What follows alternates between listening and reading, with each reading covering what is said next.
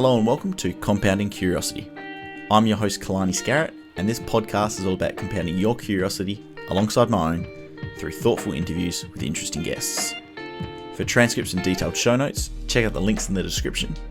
Hopefully you're as keen as me to learn something new, so let's get stuck in. Alright, how are we? My guest today is Rei Saito. Rei is the writer behind Konichi-Value, which aims to share his most valuable lessons from working in Japanese finance, plus share some gold nuggets in the Japanese stock market. In today's conversation, we go deep into the Japanese real estate market, some pros and cons there, and do the same for the Japanese stock market. I hope you have as much fun as me, so please enjoy my conversation with Rei Saito from Konichi-Value. Alrighty. Rei, thank you so much for coming on today. I've been reading your work for a while now, and I'm excited to pick your brain both on Japanese stocks and Tokyo real estate, but for guests who are new to you, could you just give like an elevator pitch of your life and who you are and what you do? Oh yeah, well thank you for having me, Kalani. It's a pleasure to be on your podcast.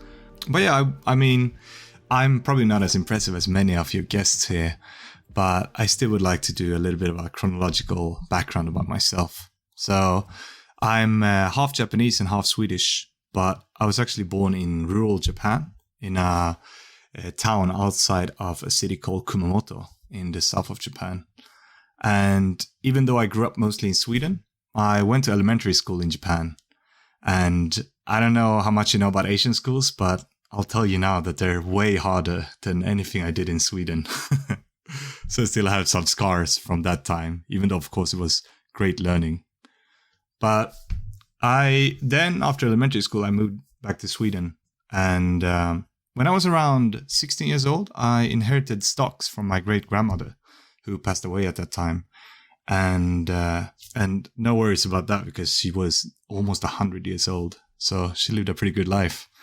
But at that time, I got an investment account and I started trading stocks. And I basically lost everything in 2 years. It was bad timing, to be fair. It was around 2008. So, by the time I was 18, I had basically zero money from my great-grandmother, which is quite sad. But I still had a lot of interest in business and economics, which I think really grew by, having so much money back and forth in stocks, etc. So when I went to university to study, I studied economics. And both for my bachelor's and master's, I did economics. And at the same time, I became really interested in value investing, checking companies' balance sheets and really understanding what companies are doing. And I had heroes like Warren Buffett or maybe you heard about John Bogle. Vanguard, yeah, he created the Vanguard S&P 500 basically, right? And so that really helped me shifting I didn't have that much money at the time, of course, because I was a student, but it helped me shift my stocks into more value-oriented stocks, which at the end of the day gave so much more return on my investments than I ever had before. And at the same time, I was also really into tech. So while I was a student, I got a job at Microsoft as a student brand ambassador. And I don't know if you remember, but there was a time when Windows Phone was going to take over the world. At least in my world, this phone that was going to be better than the iPhone and Android.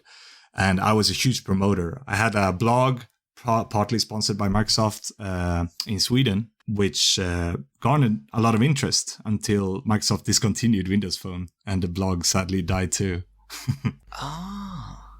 Yeah. So that's how you first developed your writing muscle, I guess? I think so, yeah. It was really interesting to just get into, producing articles on a fast pace and also write something that's not only interesting for me, but also for other people to read. Yeah. So the next logical step is, when did you decide to combine both interests of investing and writing? And yeah, maybe explain a little bit about Konichi-Value and even just the why behind the name, I guess.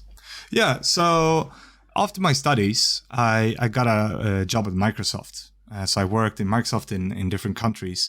And while doing that, I was also investing a lot of my free money into different value stocks. And I found that working for Microsoft, it was really good for me to understand value because all of a sudden, I got to see the part of companies, right? And I think that a shift that has happened in the last 10 years is the shift to basically every company is a tech company, right? So I'm a firm believer that you cannot understand investing and value investing without understanding the technology that company uses. So I think that knowledge really helped me become true and tried in my value investing philosophy. And then after a couple of years at Microsoft, that's when I got an opportunity to work in tech consulting in Japan, which is the reason I moved here in the first place.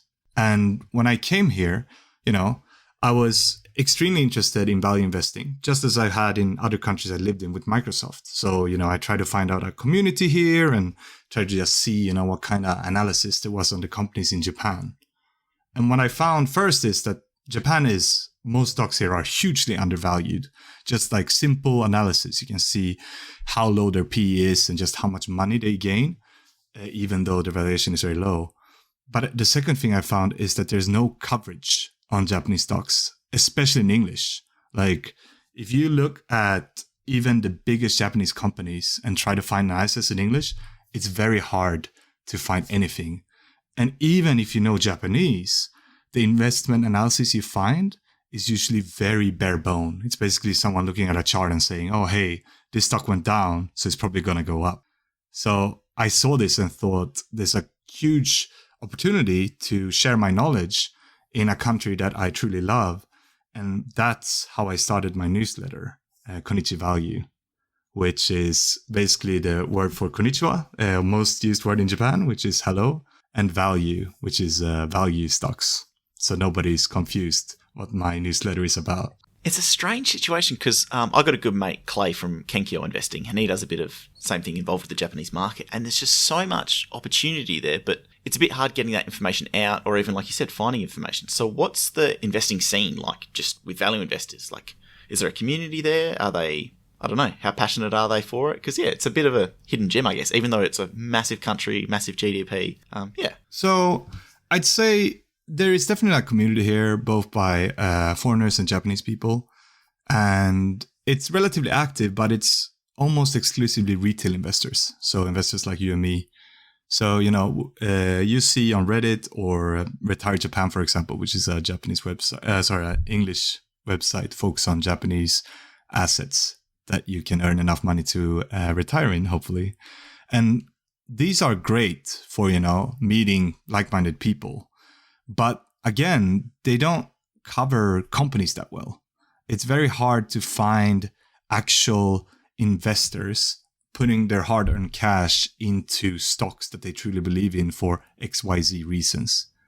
So that's why the investment scene here is definitely there, but it's, I would say, not mature at all yet in Japan. So we'll keep continuing down the track of Japanese stocks before we get into Japanese real estate. But from an outsider looking in, like someone for me, so what would you say some of the benefits of investing in Japanese stocks? It's just opportunities there, but then even how would you go about finding the information? And yeah, where do you go from there, I guess? So I think the Japanese stock market in general is hugely undervalued. And so it's just, if you look at the Japanese stock market, even before the huge bear market we have now, you can see that it was average PE of something like 14, 15 of companies on the Nikkei 225, the biggest index in Japan, compared to S&P 500, which had a PE price earnings ratio of around 20 or 25 at its peak. And now it's all of a sudden we have a drop of the Japanese yen to the US dollar of around 40%, which just makes the Japanese stock market looks like a hugely discounted market. And I think this is partly because people just don't look as much at Japanese stocks. The average person that invests in Japanese stocks is usually an investment firm or a pension fund or something really big that just basically scoops up an index or scoops up a huge sway of the Japanese market without looking at individual stocks. And then when it comes to retail, I think the issue there is that it's a hard market to enter without knowing where to go.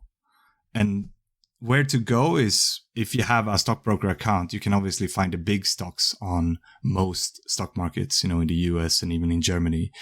But for the smaller stocks, you really need a Japanese stock brokerage account. And there's plenty of like smaller stocks available and around for pickings, I guess. Yeah, absolutely. So I think that's what makes Japan so interesting, is that when we talk, Japan is the third largest economy in the world, which people tend to forget, right? And it's insane when you think about it because, I mean, everyone talks about US stocks, but also a lot of European stocks are on people's radars. And for people who can trade in China, a lot of Chinese stocks, especially on the Hong Kong stock market, are really traded. But then you had this blank hole in Japan, right? Where you have a few stocks, the stocks like Nintendo or Sony that are quite traded. And then anything below is considered mid cap or small cap. And so when we say, smaller stocks in Japan, we're still talking about massive companies with tens of thousands of employees that still, both in terms of information out there and also in terms of people buying their stock, would be considered small cap in the US, for example. Yeah. And are there any maybe unique downsides of investing in Japanese stocks? Like, I've read a bit and heard a bit about common complaints maybe towards attitudes towards investors, maybe when in terms of like hoarding cash and not paying it out, or how do you see some unique downsides? There are a couple of downsides. Definitely not big enough for people not to invest in Japanese stocks, but I'll still tell them.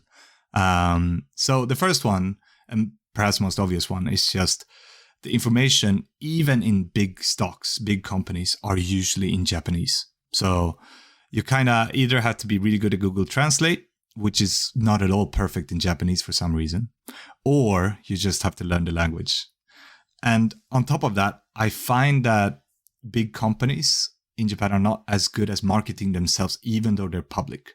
So the information might be a bit skewed. It might be hard to find what kind of information you're looking for and, find the classic stuff like, how good have they done over the years? What's their earnings ratio, etc. Those things can be quite hard to find in smaller companies. And then on top of that, I think one thing that you have to be aware of if you're trading in Japan is that Japan has a very old system where you have to trade stocks in units of 100 stocks. So if you want to buy one unit in Japan, which is the smallest amount, you basically have to buy 100 stocks to invest in a company. This is how stock markets used to work all around the world.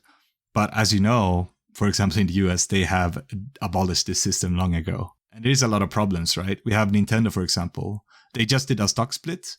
But until very recently, a couple of weeks ago, to buy one unit in Nintendo would cost you around 6 million yen, or $50,000, right? Just to start investing in Nintendo, just to give you an image of how hard it can be to get into the market. Unreal. Yeah. And is there anything, maybe when outsiders looking into Japan, any opinions that really annoy you? Like, or do you think maybe are misguided? Like people just make a generalization about Japan and investing in Japanese stocks that really annoys you? Oh, yeah. I think there's a couple of things that really annoy me. And I think one of the things that annoy me the most is just that people see Japanese stocks as these like a legacy thing. Like, Japan used to be great. They were the, forefront of the world in technology. And then it just stopped in the 90s, right? And then nothing happened from the 90s to now. And though I agree that, Japan, rightly so, have been overshadowed by South Korea and China, there's a lot of innovation and a lot of great companies that are doing a lot of new things in Japan, especially on the B2B side. So, that's definitely the first thing I think people need to really wake up from and see that actually Japan, the Japanese stock market and Japanese companies, many of them are doing better than ever before. Are there any big trends that you're seeing in Japanese equities, either both positive or negative, or what's got your eye maybe in the Japanese equity market? Well, so I think we definitely see an ease of trading in Japan. So both from a government standpoint and from standpoints of Japanese stockbrokers, they're definitely pushing towards making retail investing a thing, which it hasn't been in Japan for many years. And the government is doing the NISA account. I don't know how much you heard about it, but it's basically the British ISA, which is a tax-free account that the Japanese government took, and then they made it a little bit worse, but still you can invest around 1.2 million yen a year tax-free if you use this government-specific account. So I think that has really helped people to get on board with the idea of investing. And then on top of that, you have apps like Line, Japan's biggest chat app, that is now going into stock brokerage. So, you can message your friend and at the same time you can buy gold or some specific type of stocks. it's like baby steps still, and I think they're still behind the rest of the world, especially the US, of course, but even many European markets. But I think at least we're seeing an uptick in retail investing here. And hopefully by the end of at least this decade, they will have a possibility so anyone can buy single stocks instead of units. And one cool little perk I've seen is the just like shareholder gifts and, I don't know, shareholder perks. Like, what's the go with that and what the companies offer? Yeah. Yeah, it's really funny. Yeah, Utah, it's called. So you're right. If you buy 1 or more units of stocks in Japan, so 100 or more stocks, you get a gift from many companies. Not all companies have this, but a lot do. And these gifts can be very random. So, for example, Japan Tobacco, if you would invest in the tobacco stocks, you would get food like ramen, microwave food, etc., for 6,000 to 8,000 yen a year sent home to you. And then you have like other really useful gifts, actually. Like, for example, if you invest in JAL or ANA, most of the time they give you a 50% discount on domestic trips. Wow. 1 time or 2 times a year, which, I mean, that's quite a good perk just to own a stock, right? Yeah. So you have many people actually, there's a lot of blogs out there because Japanese people love this idea of gift giving, right? It's very inherent in Japanese culture. And there's a lot of people who exclusively live off these gifts. So, they've invested in a food company or a traveling company, and they combine these gifts to basically spend no money on their private life except for the gifts and the money for the stocks they purchase. So you mentioned before how like the information hurdle for foreign investors. How would you even go about it as a foreign investor then? What do you think is the best course of action to maybe dip your toes in and start doing more research and getting involved? Well, so I think first of all, there is coverage of some of the big companies. Like if you look at Muji, for example, or if you look at Uniqlo, or of course Sony, Nintendo, these have some coverage on foreign investor sites. And I think that's a good place to start because even though these companies are obviously unique, they all have a Japanese mantra. And Japanese mantras are, you have a very good balance sheet and you just have very strong financial data. So you can see this pattern in big Japanese stocks, and you can see how Japanese stocks allocate money and, what they do with the labor force, etc., which is quite similar over almost all Japanese big companies. And I think that really helps you understand where the value lies in Japanese companies. It's not like I have a hard time finding most Japanese companies doing, like 10x their valuation in a matter of months or something. That's just not the reason to invest in most Japanese companies. But instead, you just get these strong balance sheets and you get like a strategy that's maybe a 5 or 10 or 20 year strategy that really helps you get a picture of what the company wants to achieve. And when you've read this analysis and maybe even gone into the balance sheets of those big companies, which are in English, you can then start checking smaller Japanese companies, go to their investor relationships reports, and hopefully translate in on Google Translate or another service. And then just get, they have the same structure and similar mindset. So you will be able to understand them easier than if you go to, a small, super niche, interesting company from the beginning. And maybe this is like a common, I don't even know how to describe it, but like us, you sort of do see a lot and read about, and there's YouTube videos about how old Japanese companies are. And do you find Japanese companies are happier and more confident in taking that long-term view, whereas maybe in the US with quarterly reporting and stuff, there's maybe that chasing of earnings? Do you find Japanese companies are a bit happier and able to look further ahead, and that's a positive for investors? Oh, yeah. I mean, 100%. It's just there's some good stories of Japan, the good golden days of Japan in the 80s, where, you would have a company like Toyota who would have a 100-year plan. So basically, how many cars would they produce in 100 years? Or what kind of cars would they produce in 100 years? It's like something that's unheard of anywhere else, right? And at that time, the issue was, of course, that American investors took this to heart and said, okay, Japan knows the future 100 years in advance. So we're just going to evaluate the company like they know exactly what's going to happen in 100 years. So that's how part of the reason why the Japanese stock bubble happened and, how Japanese companies became extremely overvalued. But now that mindset has not changed. Japanese people are still thinking, 10, 15, 20-year plans. And even though there are some danger to that, especially, in software development where things can change in a day, I think that when you look at, rigor industries like a lot of manufacturing or real estate, that mindset actually helps companies because that helps them think, how can we pay off our loans in 10, 15 years? What investments should we do now that will give something in 10, 15 years? And I think for the long-term investor, a person who wants to buy a stock and hold on to it as long as they can, there's no better companies than Japanese companies. Perfect. And before we move into Japanese real estate and Tokyo real estate that you've written about, is there anything else you want to cover or talk about Japanese stocks? I think I just would like to say that Japan is a very overlooked market when it comes to stock. And we can see some uptick of this. Maybe you heard that Warren Buffett invested in Japan around 2017. But apart from him, you can't really see any of the mega firms doing big investments in Japan. And of course, if you look further down the line to us retail investors, there's no, GameStop in Japan or anything like that because there's just not enough coverage of Japanese stocks. So to move on to the real estate market there, you've written a few pieces on Tokyo's real estate before, which do a great job of just illustrating the market. So maybe from a quick high-level view, could you describe what it's like, either through general stats, demographics, or even just comparison-wise? Well, I think if you want to summarize it in 3 words, I think the Japanese real estate market, I'm talking about the Tokyo real estate market specifically now. And in the Tokyo, I think the market is misunderstood, overlooked, and to be fair, quite complicated.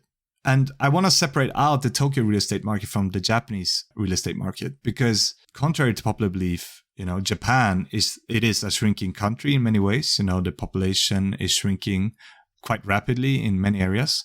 But in Tokyo, it's actually growing faster than anywhere else in Japan. And even if you compare it to cities like London or New York, Tokyo can definitely hold a candle in terms of population growth. And I think in general, people see, Japanese real estate investment as bad. People don't value real estate investment as much, and especially people in Japan don't put as much money into real estate. But I think if you look at the whole picture, not only the property value, but for example, the yield you can get from investing in real estate in Japan, the actual return on investment is relatively high. And then I would just add to the complicated part of my 3 words. I think that sadly, as with stocks, everything in Japan is in Japanese. And on top of that, there's a lot of laws that has made the real estate market less liquid in Japan than other places. When you have to change hands, for example, for real estate between people, there's a lot of stamp duties, there's a lot of additional taxes. And also, Japan still has property tax, which is quite a big part of investing in real estate here that you have to pay yearly. So when you look at Tokyo real estate from an investment lens, what are the maybe bullish or upside reasons for doing that? So I think, first of all, you can afford investing in Japan. If you invest in Tokyo, sure, a place in Ginza will cost you a pretty penny or any other very high-end area. But because of Tokyo's incredible infrastructure, you can get from anywhere to anywhere in Tokyo in less than an hour. And many places, which would be considered quite inaccessible in other cities, is still half an hour away with a rapid train to the center of Tokyo.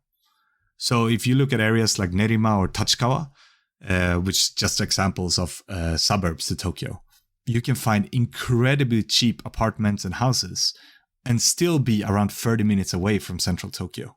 And on top of that, I think it's just Tokyo is a very livable city.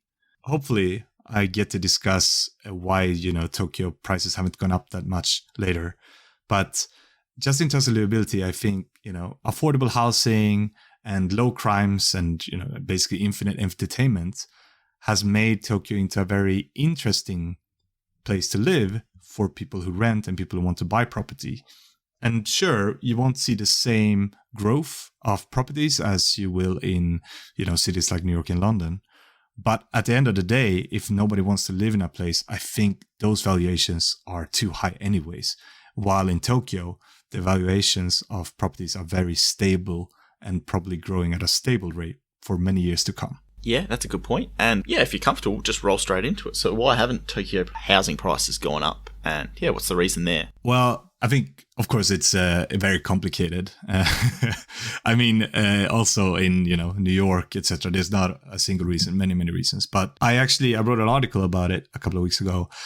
And I think the greatest reason why Tokyo has fared so well, we're talking about around a 20% increase of properties around Tokyo in the last 15 years. That's just unheard of in other megacities, right? And I think the main reason for this is Japanese zoning laws. I won't go into detail about it, but I can say that in 1968, I think, the Japanese national government enacted 12 different zones that would be viable for the whole country. And out of those 12 zones, in 10, you can actually build residential housing. So what that means for Tokyo is that basically almost anywhere, except very industrialized areas or national parks, etc., you can build residential housing. And on top of that, you have a lesser problem with NIMBYs, not in my backyard people. I'm sure you have them where you live too. Oh, yeah. And what's so interesting here is, in other countries, especially in the West and Australia, you can basically, complain to your city council or someone even closer, right? Maybe someone actually ruling around just your area about how you don't want an apartment to be built or something like that because you want your property prices to rise or whatever. In Japan, you can complain, but the issue is you have to complain to the government. And so that means that if you don't have a really good claim, you just don't bother complaining and things will be built without much protest. And I think those things have made it so much easier to build housing wherever and whenever in Tokyo compared to other megacities. Yeah, so then when it comes to investing, how different is it investing in Tokyo real estate as a local and understanding all the laws, paperwork, fees compared to as a foreigner? Because I feel like it's hard enough maybe for Japanese equities, but then real estate, it's a whole new ball game of paperwork and that whole shebang. So I think first off, as a Japanese local, you are of course able to understand language fluently and the cultural aspects and some laws that are quite unique to Japan. For example, if you're renting an apartment, one thing that always surprises foreigners is something called reikin or key money. Basically that you pay for just the gratitude for living in someone's apartment building or something, right? So those things, I mean, they look very bad at first, but at the same time, you have much smaller deposits and smaller rent in Japan, so it kind of evens out. But as a foreigner, you don't understand this, and it's quite hard to get into. And then, of course, there's a lot of other laws and regulations that Japanese people have a much easier time to understand. But with that said, I think that one thing that really helps you as a foreigner in Japan, compared to almost any other Asian countries, is that as a landlord here, or as an investor in real estate here, you have the same rights as a Japanese local. So if you look at Thailand or China or Indonesia, which are popular real estate markets for foreigners, it's extremely hard to invest, especially without a local contact that basically owns your property, that can do whatever he or she wants with it. In Japan, you don't have that issue. You can take your money and invest in a property today, and you will own it and have the same rights as everyone around you. Yeah, it's a good point because I've heard so many horror stories because I'm in Bali now, in Indonesia, where it's put in someone's wife's name and then they split up and then things get hairy and it's just, that's the risk you run. Yeah. So is there any unique aspects of like Tokyo real estate that they have to be aware of? Like, I think I've read a little bit before. It's not about the build quality, but there's a tendency that houses get demolished. Is like 20 years or something? Or I don't know. Yeah. There is definitely unique aspects. I'd say one thing that's maybe not unique to Japan, but very unique to the real estate market compared to everything else in Japan. And that is that first, you almost always need an agent to go through. And secondly, the agent is one of the few people in Japan that you can haggle with. So you probably heard in Tokyo or elsewhere, the price is the price. You don't haggle in Tokyo. But all of a sudden, when it comes to real estate market, haggling is completely fine, and you're expected to haggle. And people will give a too high price of something, and you're expected to, work it down and get and give some extra benefits. Yeah. So it's very much a negotiation thing going on in real estate that you don't see elsewhere in Japan. Secondly, just to answer your question too about the houses being demolished. It is true that Tokyo as a city has one of the newest houses in the world. And the reason for that is, as you say, people like to demolish and rebuild houses here rather than renovate. And that's definitely a risk that, if you buy a new house, it might depreciate the value faster than the land price grows, which means that you basically bought something like a car, right? But I'd say that risk has decreased rapidly since the latest building codes. So around, I would say 2003, Japan introduced even stricter building codes, for being able to be protected by earthquakes and tsunamis, etc., which Tokyo is very prone to have. And these building codes have ensured people that now might be better to renovate if you have a relatively new house than to rebuild it again. And we're actually seeing a lot of renovation happening and older housing stock. And with older, I mean from 2000, actually increasing in value, even though it's getting older. So the trend is bucking. But again, it could definitely change if we have a massive earthquakes and many of these houses don't hold their promise. Oh, cool. No, that's great insight. So anything else we haven't covered about Japanese real estate or Tokyo real estate in particular that you want to talk about? I think I just want to hammer down the livability point about Tokyo.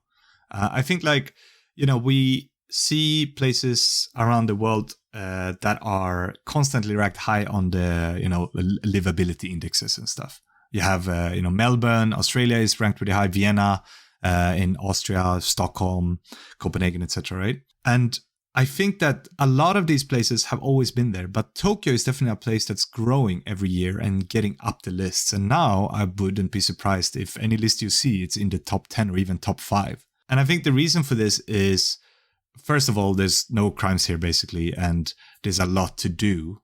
But first and foremost, I just think that the other places have gotten worse, right?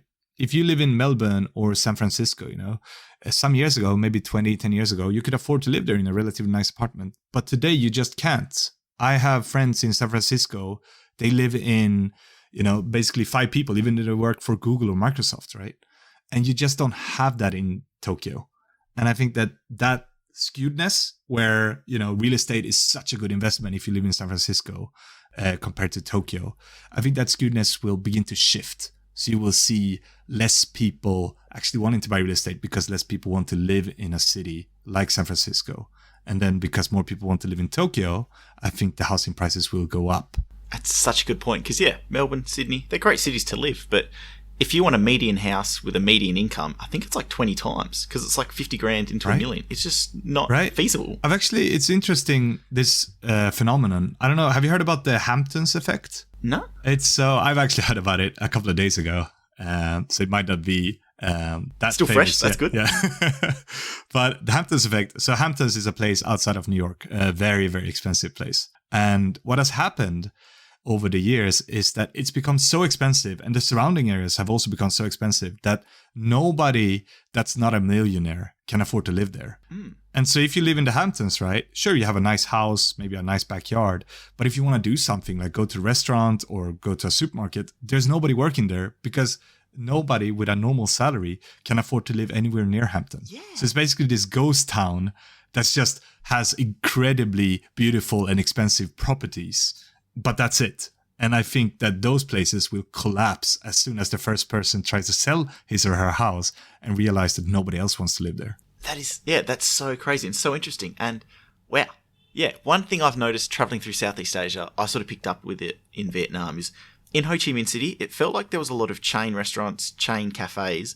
But then as soon as you go outside to the smaller cities like Hoi An or Da Nang, because the rents are cheaper, you can see more experimentation with like cafes and restaurants. There's just more options because people can take that chance. But in big cities, no one can afford to take a risk on it, Right. Yeah, and I mean that's why you hear all these like New York and San Francisco, right? Used to be these art places, right, where art was born and created, and startup founders founded new companies in their garage, right?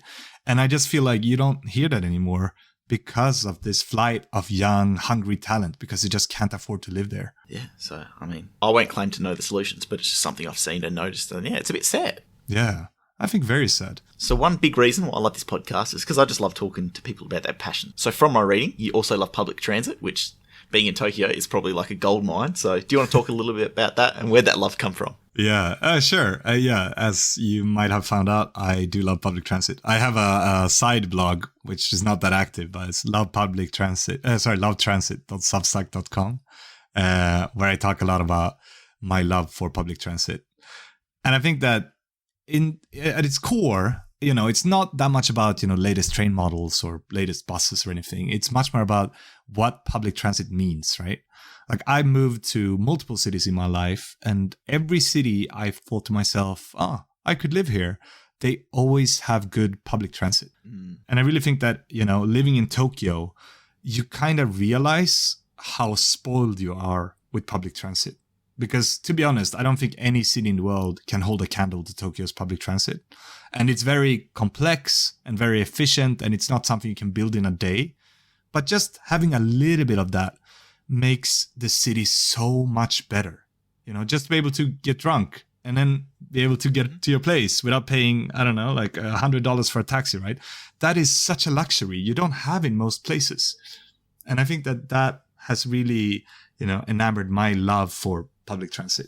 And just to hammer it in, sorry. Yeah. No, you go. Yeah, as soon as I talk about public transit, I become very emotional. But I feel like, when you see the solutions to global warming, and you look from, especially we have Americans leading the way, right? How should we, in technical innovation?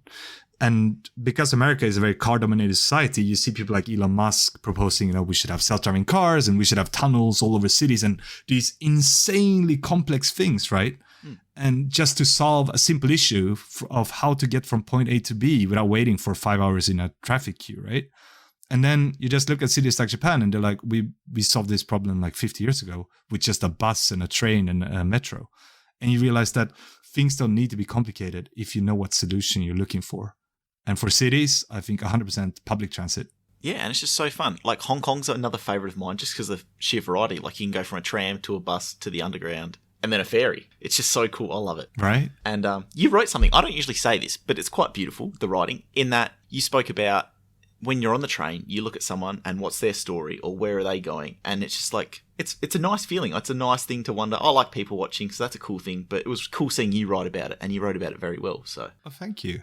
Yeah, thank you. I mean, I don't want to talk my own horn, but I think that's 100% true. Like when you're driving, you're always focused on the road and, you're kind of angry a lot of times, right? But when you're just sitting with your own thoughts, like in a train, all of a sudden you start thinking about people around you and thinking about your life, and it becomes much more spiritual journey. And I think this is probably a perfect place to go into my concluding questions. So what do you think is an undervalued life experience or skill that maybe university-age students don't give weight to? So what do you think is a skill or an experience that you think they should have? I mean, I think I'm far too inexperienced and young to, give any extremely good advice to people who have just gone out of university or are still studying. But one thing I've realized as I get older is that I think that life is really measured in memories and not in years. And I mean that in the sense that probably both you and me, we have years that we don't remember anything from. I know I sure have. And in reality, like when you summarize your life, those years are completely useless for you. Maybe, you've done something great that you just don't remember. But when you summarize your life, it really means nothing to you, right? And I just feel like to get more years, you have to get more memories. You have to do more things. You have to experiment more, right? So if you do the same job and just, keep on going on autopilot, you might have lived until you're 90 or 100, but maybe you remember 10 or 15 of those years, right? So in reality, you only lived for 10 or 15 years. While someone who's doing crazy things every day and really exploring and trying to get new hobbies and starting up new things might only live to 50. But maybe he remembers 40 of those years, which makes his life so much more fulfilling and longer. 100%, and couldn't agree more. Because, when I look back, I'm like, oh, what did I do that year? Which country did I visit? Or what thing did I start? It's really, you realize what's important and what's big, and because otherwise the small things just blend together. Yeah, right. But love that answer. And have there been any books or maybe people that have been influential in shaping you and your worldview? Well, I think, except for maybe Warren Buffett, I think that's almost a stereotype for any value investor of, thinking long term and never, trying to outsmart other people without the knowledge. Another person which book has really influenced me is Yuval Harari with the book Sapiens. You probably heard about it. It's quite famous, but it's basically the book that explains how we humans went from basically being on the same level as any monkey to being the rulers of the world. And one of the things I found the most interesting in this book is that he says that one of the reasons why we conquered out, Neanderthals or Homo erectus or other species that were oftentimes much stronger than us and sometimes even smarter than us, the number one reason is that humans have this unique ability to imagine something that doesn't really exist. Which is crazy, right? Like, we don't think about it because we think it exists, but things like laws or nations, there's no such thing as a physical law that says countries exist. It's something that we have made up. But because we all believe it to be true, nations actually exist, and there are consequences in going into someone's territory or upsetting someone for another country. Actual consequences in a concept that isn't really existing in anything but our minds. I find that vastly interesting. And that's the number one reason I believe why we can have, companies or laws or human rights, because we really believe in something that doesn't exist until it actually starts existing. And just lastly, what are you most curious about going forward, and anything else you'd like to add or plug? Well, I think going forward, I'm definitely going to stay in Japan for some time to come. And I really think one of the reasons why I'm so motivated staying here is that I think we're going to see a renaissance of Japan, or renaissance. And, there's just so many, first, if you look at the stock world, right, there's so many sectors that I think just have such huge potential now when, China, for example, is a bit of a risky zone to invest in. I think a lot of manufacturing, etc., is going to move back to Japan, and we're going to have Japanese companies stepping up their game and becoming at least partly recognizable for their former glory, right? And then also just like, I think that I can be part of this renaissance. Just because the number one issue Japan and Japanese people have is their disconnect from the outside world, lack of English, etc., or just that Japanese people and companies are not good at integrating with outside businesses. And I feel like people like me who have lived both abroad and in Japan can really help this connection happen and hopefully help the Japanese renaissance forward. Yeah, that's great, and a perfect way to wrap up. So, Ray, thank you so much for coming on today. I really appreciate it. Well, thank you so much for having me. It's been a pleasure. If you enjoyed this podcast episode, be sure to check out the website compoundingpodcast.com. On the website, you'll find every episode complete with transcripts, show notes, and other related resources. If you want an email notification every time an episode releases, plus my lessons and takeaways from each episode, be sure to sign up to the Substack. So that's compoundingcuriosity.substack.com. Either way, links to all content mentioned today will be in the description below, and you can also connect with me on Twitter @ScarrettKalani. But until next time, have a good one.